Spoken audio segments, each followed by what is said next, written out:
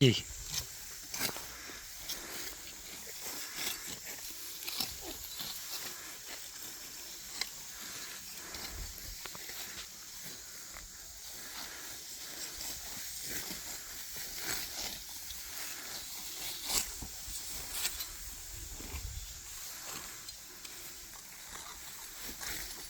बिस्मिल्लाहिर्रहमानिर्रहीम।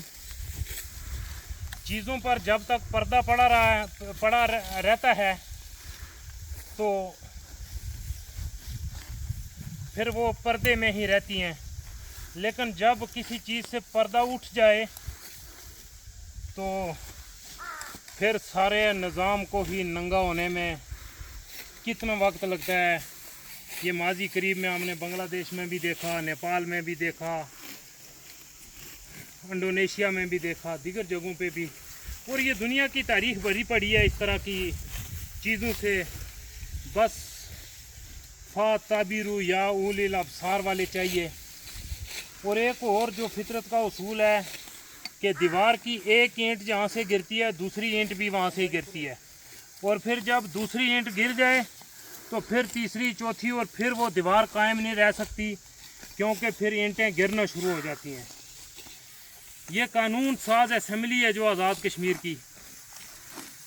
अब जब ये इसकी एक एक ईंट गिरना शुरू होगी तो इसके मलबे से वो चीज़ें निकलेंगी कि जो अभी तो लोगों के होश उड़ जाएंगे देख के। एक और चीज़ है जिस पे जो तो लोग समझ बूझ रखते हैं, मताला करते हैं, उनके इल्म में यकीनन होगी, लेकिन कुछ लोगों के लिए नई बात होगी कि बेनज़ीर इनकम सपोर्ट प्रोग्राम के नाम पे इस आज़ाद कश्मीर में इस प्रोग्राम की करप्शन के लिए ये रियासत जन्नत है कि इसमें ज़बरदस्त तरीके से करप्शन होती है, पता भी नहीं चलता।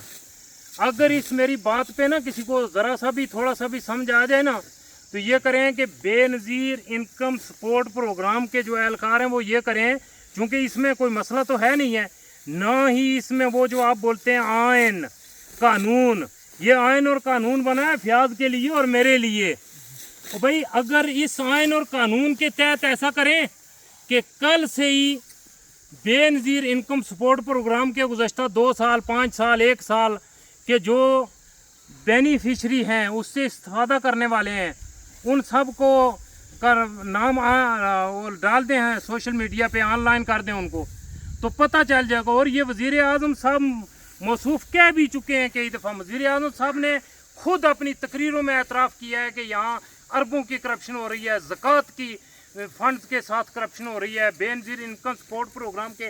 और जब बात करते हैं तो कहते हैं वो ये बेनज़ीर के। वो भाई देखो, हम कश्मीरी हैं, जो भुट्टो ख़ानदान, बेनज़ीर भुट्टो, हम मोतरफ़ हैं उनके। हम तो कहते हैं इस भुट्टो ख़ानदान के साथ जुल्म हुआ है, ज़्यादती हुई है। भुट्टो को काम करने देना चाहिए था। भुट्टो दुनिया का, आलमे इस्लाम का, तीसरी दुनिया का बड़ा कादावर और विजनरी लीडर था, लेकिन उसको मार दिया गया।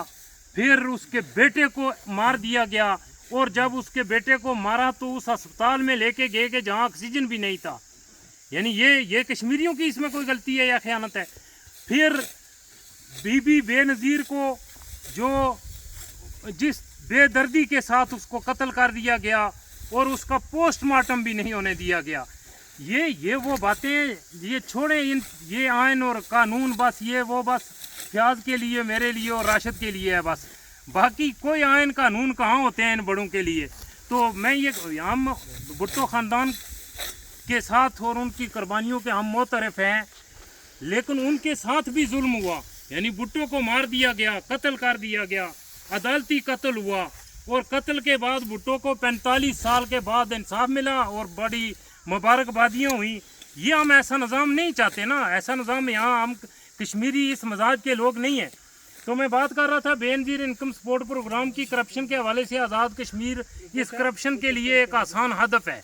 आप अगर इसमें चाहते हैं तो आप इसकी शफाफियत का अगर कुछ मालूम करना चाहते हैं तो जो बेनज़ीर इनकम सपोर्ट प्रोग्राम के बेनिफिशरी हैं उनके नाम ज़रा वो ऑनलाइन कर दें, तो आपको ऐसे ऐसे पर्देदार मुँह छुपाते फिरेंगे कि वो यहाँ तो मुस्तहिक लोगों को तो कभी ये पैसा मिला ही नहीं है। मैं पूरे दावे से कहता हूँ कि ये करप्शन की ऐसी अल्फ लैलवी कहानियाँ हैं। सिर्फ आप नक्याल के मतोरे मॉडल, नक्याल के कुछ लोगों के इतने बड़े बड़े ख़ानदान, तो ये तो उसके आदाद व शुमार भी और पाकिस्तान के ताकत के मराकज़ और उनके इदारों की रिपोर्ट के मुताबिक भी इसमें करप्शन हुई है। 19वें और 20वें ग्रेड के लोग और बाद ऐसे भी थे कि जिनकी 3 बीवियाँ थी, तीनों जो 19वें स्केल के सेक्रेटरी सतह के लोग थे। तो उन पे तो इस तरह हमें, ठीक है, ये बेनज़ीर इनकम सपोर्ट के प्रोग्राम के डुंगोसले इस तरह करके लोगों को ब्लैकमेल करके ये लोगों को ख़रीदने हैं, उनको जनाब ये है कि ब्लैकमेल करने हैं, उनको करप्शन के नीचे उन छुपाने के लिए चीज़ों को इस तरह के डुंगोसले करके अब जो हो गया सो हो गया। लेकिन अब ये नहीं चल सकता। अब चल इसलिए नहीं सकता कि इस कौम के जो बेरोज़गार नौजवान हैं, और कैसे नौजवान हैं कि जिन्होंने आपके वज़ा करदा निज़ाम तालीम में 100 में से 98 नंबर लिए हैं, तो आप उनको क्या समझते हैं कि वो इतने बोले हैं दिमाग से? वो ऐसे ही निकल पड़े हैं। ये ऐसे नहीं निकले, इनके पीछे कोई नहीं, ये गैर मुल्की फंडेड शंडेड ये सब ये बातें ऐसे ही हैं फजूल। इन बातों को छोड़ दें, ये नहीं है। इनको ये 100 में से 98% नंबर लेके बेचारे बेरोज़गार फिरें और 1.5 करोड़ दे के बाहर के वीज़े लेते फिरें और फिर वहाँ जाके गैर कानूनी हो जाए। और इनकी रियासत में एक बंदा पाकिस्तान में बैठा हुआ और जाली जो आपका वो है स्टेट सब्जेक्ट, उस पे आके वजीर बना हुआ है और 5 साल से मराहत ले रहा है। और ये कहते हैं कि भाई ये जाली स्टेट सब्जेक्ट पे, और आपके इदारे ये कह रहे हैं, आपकी अदालतें ये कह रही हैं, आपकी असेंबली ये कह रही है कि ये बंदा, तो भाई आपको क्या हो गया कि आपने पूरी रियासत को उस बंदे के लिए क्यों दाव पे लगा दिया? अगर वज़ीर आज़म साहब आप चीज़ों को दुरुस्त करना चाहते, अगर वज़ीर उमूर कश्मीर साहब आप इन चीज़ों को दुरुस्त करना चाहते, तो आप इसकी इस्लाहत का पहला कदम उठाते। आप जो जाली स्टेट सब्जेक्ट पे भाई साहब यहाँ 5 साल से मराहत ले रहे हैं और यहाँ वो इससे इस्तेफादा कर रहे हैं, तो आप उनको मकाम इबरत बना सकते थे। तो देखें, लोगों को आपको कुछ कहने के काबिल होते, लोगों को कुछ दिखाने के। अभी भी वक्त बाकी है कि मेंबरान असेंबली अपनी जिम्मेदारी का मुजाहरा करें और उस जिम्मेदारी का मुजाहरा करते हुए चीज़ों को दुरुस्त करें। इसी को दुरुस्तगी करें कि बेनज़ीर इनकम सपोर्ट प्रोग्राम है जो, उसकी शफाफियत लोगों को बताने के लिए, ये आज नहीं तो कल ये बात सामने आनी है।